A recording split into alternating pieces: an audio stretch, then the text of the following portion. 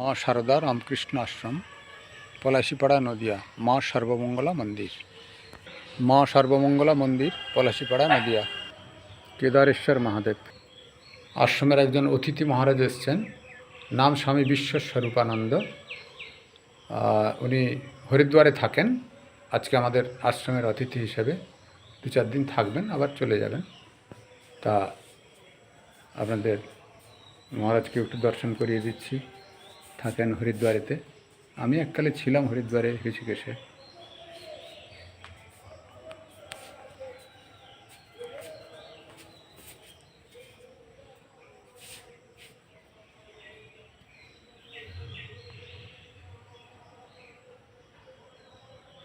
মা সর্বমঙ্গলা শ্রীরামকৃষ্ণ পরমহংসদেব এবং মা সারদা দেবী। ওম জননীং শারদাং দেবীং রামকৃষ্ণং জগদ্গুরুং পাদপদ্মে তয়োশ্রিত্বা প্রণমামি মুহুর্মুহুঃ। ওম সর্বমঙ্গলমঙ্গলে শিবে সর্বার্থসাধিকে শরণ্যে ত্র্যম্বকে গৌরী নারায়ণী নমস্তুতে। আজকে আপনারা অনেকে বলছিলেন এই কামাখ্যাতে বিশেষ পুজো হয় অম্বুবাচী উপলক্ষে। তা অম্বুবাচী এবং কামাখ্যার একটু কথোপকথন প্রসঙ্গ। আমাদের সপ্তব্রহ্ম ওঙ্কার এবং জগৎ যখন সৃষ্টি হয়েছে, তা সেই জগৎ সৃষ্টির মূলে প্রকৃতি জগৎকে সৃষ্টি করেছেন।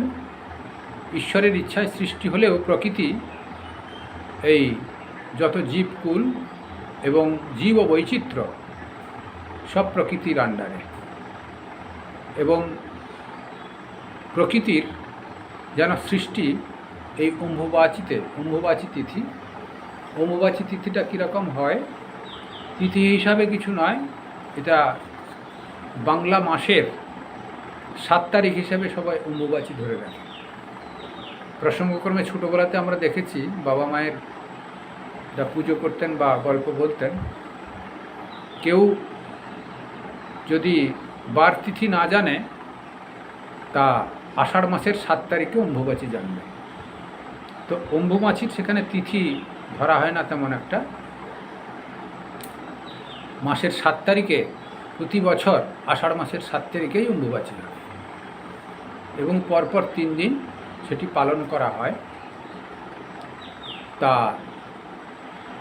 বলা হয় পৃথিবী রজস্বলা হয়েছেন, অর্থাৎ এই সময়ে সমস্ত জীবকুলকে তিনি সৃষ্টি করেছিলেন। আমাদের সংসারে মায়েদের প্রতি মাসে শরীর খারাপ হয়, রজস্বলা হন 28 দিন অন্তর। কিন্তু ভগবানের ওই বছরে একদিন যেন জগৎ সৃষ্টির মূল ভাবনা হয়েছিল। সেই জন্যে মাতৃশক্তি ওই আসামে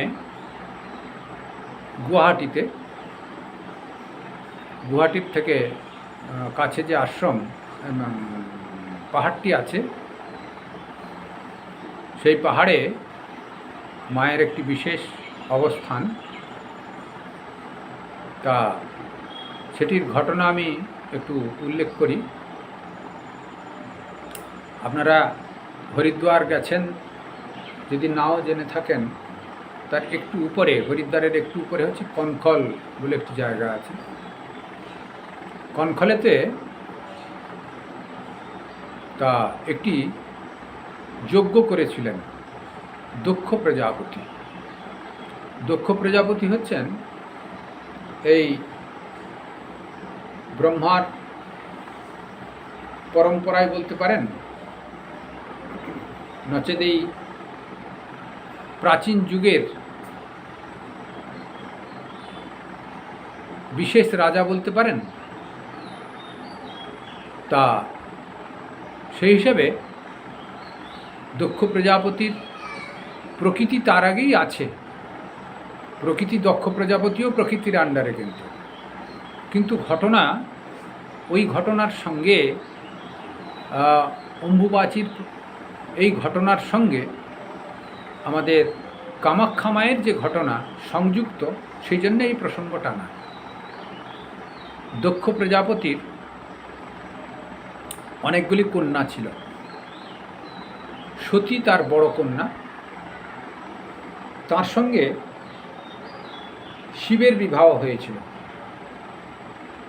আর অন্যান্য কন্যাদের সঙ্গে চন্দ্রের সঙ্গে বিবাহ হয়েছিল, পুরাণ কাহিনীতে পাওয়া যায়।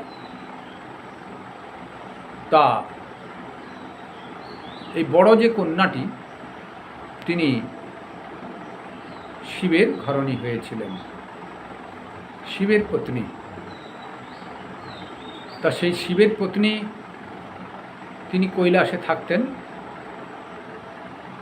অপরদিকে শিবের এই ভস্ম ধারণ করা এবং সংসারের প্রতি অনাসক্ত ভাব দক্ষ প্রজাপতিকে সন্তুষ্ট করতে পারত না। দক্ষ প্রজাপতি তিনি একটু আড়চোখেই দেখতেন। সেই জন্যে বিশ্ব শান্তি যজ্ঞ এবং জগৎ কল্যাণের জন্যে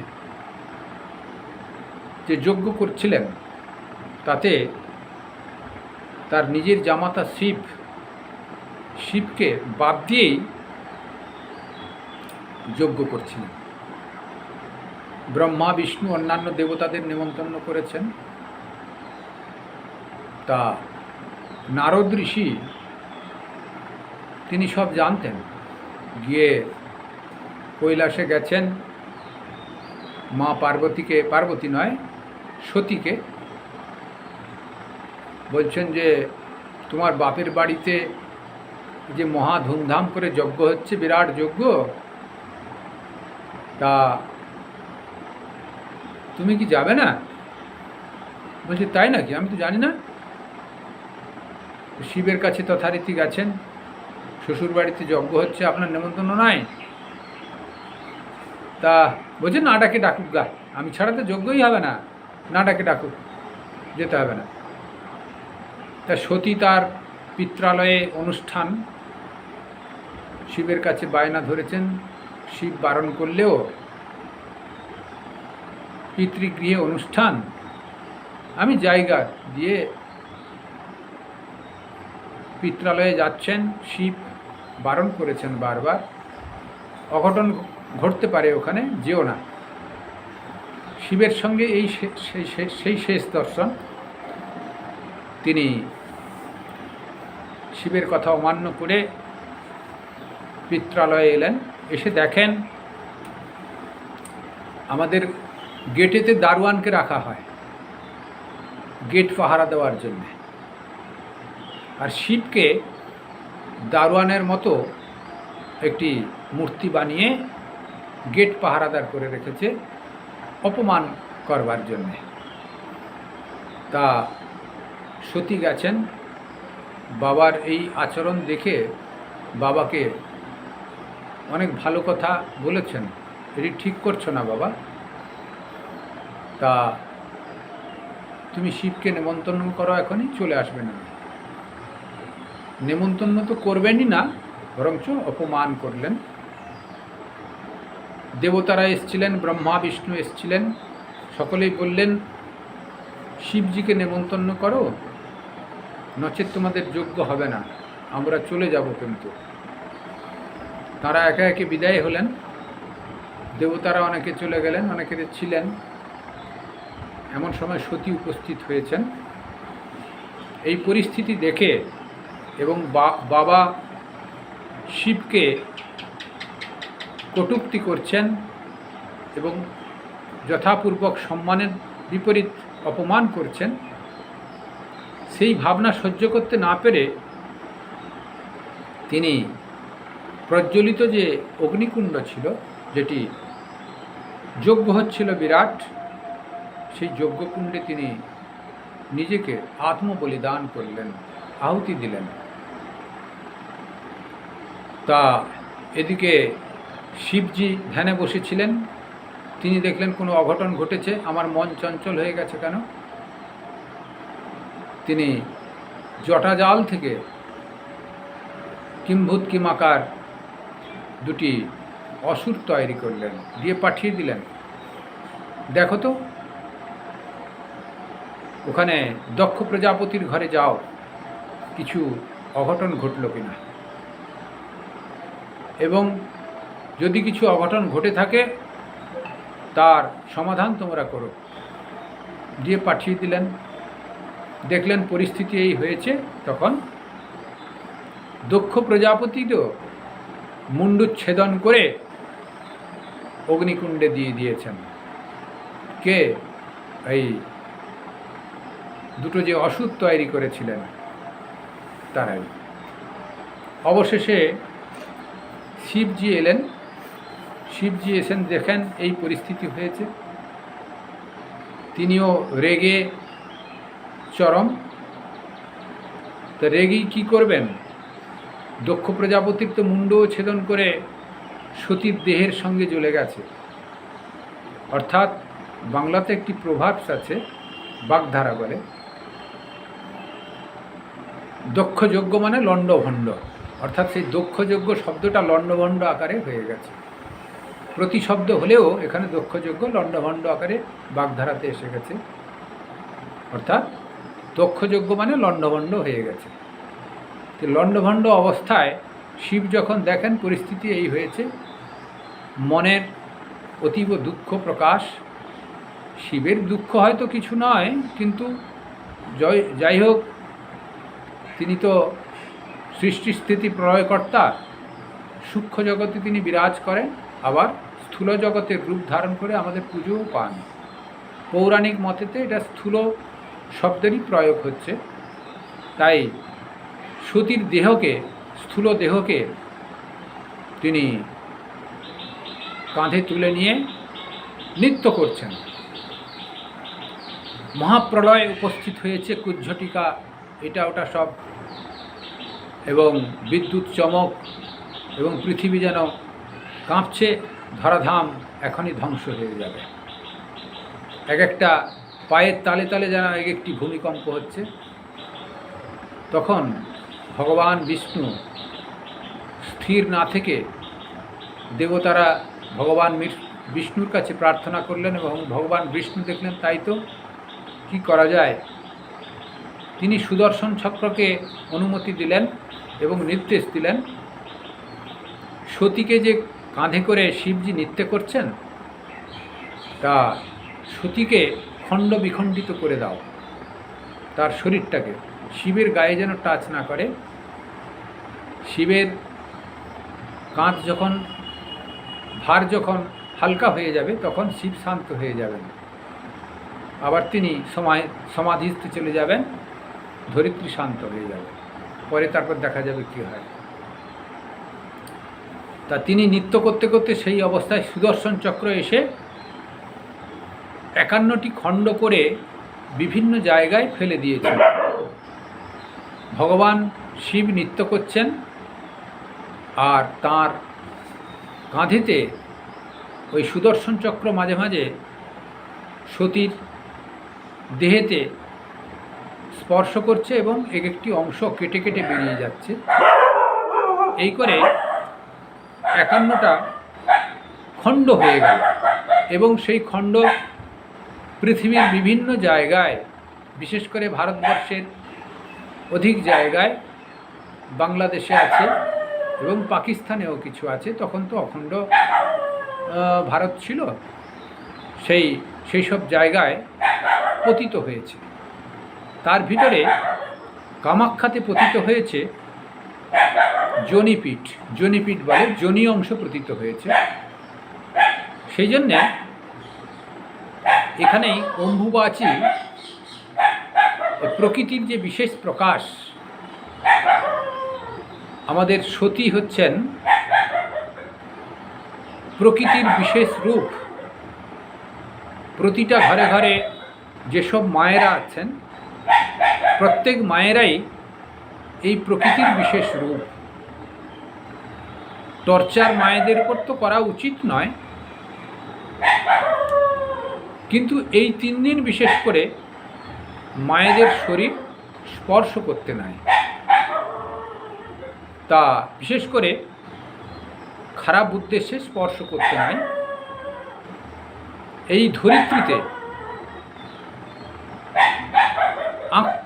আঁক কাটতে নাই, অর্থাৎ যারা বীজ বপন করবার জন্যে নাগল দেয় কি মাটিকে আঁচড় দেয়, তাও করতে নাই এই 3 দিন। অর্থাৎ প্রকৃতি রজস্বলা হন। আমি কামাখ্যাতে ছিলাম, গুয়াহাটিতে রামকৃষ্ণ মঠ মিশনের একটি সেন্টার আছে, ছাত্রীবাড়িতে ছিল, সেটি এখন উলুবাড়িয়াতে হয়েছে। আমি উলুবাড়িতে ছিলাম, ছাত্রীবাড়িতে ডিসপেন্সারি করেছিলাম, ডায়াগনস্টিক সেন্টার। তা সেখান থেকে সাধুরা গেলে কামাখ্যা মাকে দর্শন করাতাম, গাড়ি করে নিয়ে গিয়ে। নিরঞ্জন পাণ্ডা ওখানে ছিলেন, তিনি খুব আমার সঙ্গে বন্ধুত্ব হয়ে গেছিল। বলছে আপনি নিয়ে পুজো করিয়ে দেন, ব্রাহ্মণ শরীর ছিল, আপনি পুজো করিয়ে দেন। তা আমি পুজো করিয়ে দিত। তা মায়ের ওখানে বিশেষ প্রকাশ,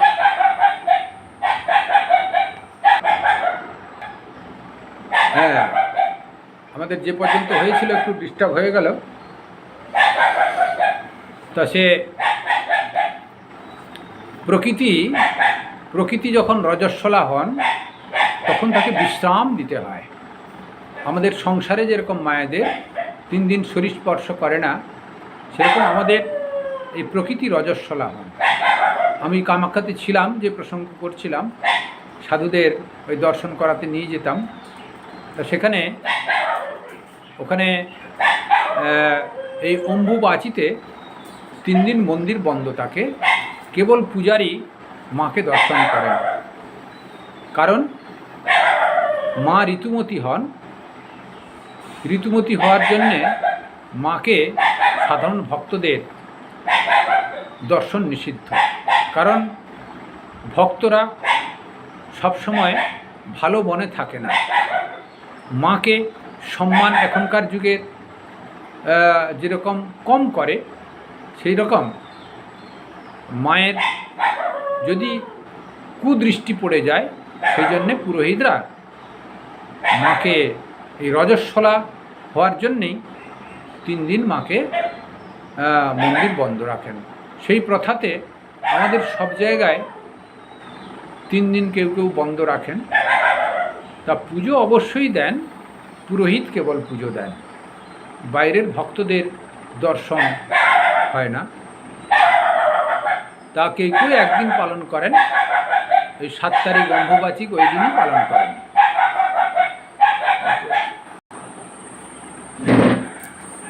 তা অম্বুবাচিতে শোনা যায় মায়ের সেখানে যে কুণ্ডটি আছে, মন্দিরের গেট দিয়ে ঢোকে নিচে নেবে ওই কুণ্ড দর্শন করতে হয়, মায়ের যোনি কুণ্ড। সেখানে নাকি আমাদের ঘরোয়া মায়েদের যেরকম শরীর খারাপ হলে ঋতুস্রাব হয়, সেখানে রক্ত নিঃসৃত হয় শোনা যায়। তা অনেকে আবার সেই কাপড় ভিজিয়ে রাখেন, সেটি আবার পাণ্ডারা বিক্রি করেন, বা কেউ কেউ ভক্তরাও নিয়ে আসেন পবিত্র কোনো কবচ টবচ বা অন্যান্য ভালো কাজে লাগানোর জন্য অনেকে ভক্তরা নিয়ে আসেন। তা সেই অম্বুবাচিতে মা ধরিত্রী রজস্বলা হন, বৃষ্টিও হয়, তারপরে চাষবাস করে বীজ বপন হয়। তা সেই জন্যে এই প্রকৃতি যখন অশান্ত হয়েছে, তখন এই শরীর খারাপ হয়েছে, তখন এই 3 দিন মায়ের মন্দির বন্ধ রাখেন। তারপরে কামাখ্যাতে তারপরের দিন বিরাট উৎসব, প্রচুর ভক্ত প্রসাদও পান। তারপর নানা রকম অনুষ্ঠান হয়। তা এই 3 দিন মন্দিরের বাইরের থেকে দর্শন হয়, মেলা তো বসেই, তাই এইভাবে চলে। এই জন্যে অম্বুবাচী একটি বিশেষ দিন, যা ধরিত্রী শস্য শ্যামলায় পরিণত হয়, যেন বৎসরের প্রজন্মের নূতন সূচনা। সেই জন্যে এটি বিশেষ গুরুত্ব, প্রকৃতির প্রতি একটা বিশেষ করুণা আমাদের করেন। সারা বৎসর আমাদের অন্ন বস্ত্র যা কিছু আছে, ভরণ পোষণের ব্যবস্থা এই ধরিত্রী মাই করে দেন। অম্বুবাচীকে উপলক্ষ করে অম্বুবাচী তার শস্য শ্যামলা হওয়ার যেন মুখ্য দ্বার হিসেবে, তা আমরা অম্বুবাচী পালন করব। অম্বুবাচী একটু দুধ, আম, কলা এইসব দিয়ে একটু মায়ের পুজো করে দেওয়াই ভালো। যেখানে মন্দির আছে তারা বড় করে করুক, তা নাহলে ঘরে ঘরে একটু করে দিয়ে মাকে স্মরণ করে একটু পুজো করে দেবেন। শরীর খারাপ হলে যেরকম আমরা একটু ফল দুধ খাই, মাকে এইভাবেতেই অল্প করে সুন্দর করে ফল টল দিয়ে একটু ভোগ দিয়ে মায়ের প্রসাদ খাবেন। এবং 3 দিন এই মাটিকে আঁচড়াবেন না, এবং 3 দিন মন্দিরেতে দূর থেকে একটু ধূপ টুপ দেবেন, একটু পর্দা ছেড়ে রাখবেন। তা জপ ধ্যান করবেন অবশ্যই, জপ ধ্যান তো নিশ্চিত করতে হবে। যারা দীক্ষা নিয়েছেন বা দীক্ষা না নিলেও কেউ যদি এমনি মন্ত্র উচ্চারণ করেন, শিব মন্ত্র কি শক্তির মন্ত্র কি বিষ্ণু মন্ত্র, তা করবেন। তা এইভাবেই তা অম্বুবাচী পালন করবেন, তাতেই কল্যাণ সাধন হবে। মায়ের প্রতি একটা শরণাপন্ন ভাব, মাকে ভালোবাসা শ্রদ্ধা করা, এবং মায়ের প্রতি কোনো এই সংসারে মায়েদের প্রতিও যেন কোনো খারাপ আচরণ না করেন এই 3 দিন। ওম নিরঞ্জনম নিত্যমনন্তরূপম ভক্তানুকম্পাধিত বিগ্রহম বহি ঈশাবতারং পরমেশমিদং তম রামকৃষ্ণং শিরসা নমামি। সর্বে ভবন্তু সুখিনঃ, সর্বে সন্তু নিরাময়া, সর্বে ভদ্রাণি পশ্যন্তু, মা কশ্চিৎ দুঃখমাং ভবেৎ।